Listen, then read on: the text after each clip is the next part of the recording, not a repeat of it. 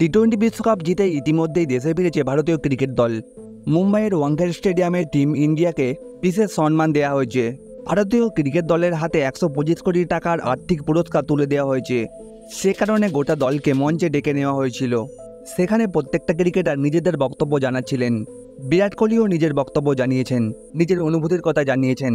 প্রথমবার টি-20 world cup জিতলেন বিরাট কোহলি। 13 বছর পর তিনি বিশ্বকাপ জয়ের স্বাদ পেয়েছেন বলে জানিয়েছেন। বিরাট কোহলি বলেন, 2011 সালে সিনিয়রদের আবেগের সঙ্গে নিজেকে মেলাতে পারেনি। তারা সেদিন রাতে কেঁদেছিলেন, এখন সেই একই রকম অনুভব করতে পারছি। বিশ্বকাপের ফাইনাল ম্যাচের জয়ের প্রসঙ্গে বিরাট কোহলি বলেন, আশা করি গোটা জীবনে এই মুহূর্তটা কোনোদিনও ভুলব না। এই মুহূর্তটা স্মরণীয় হয়ে থাকবে।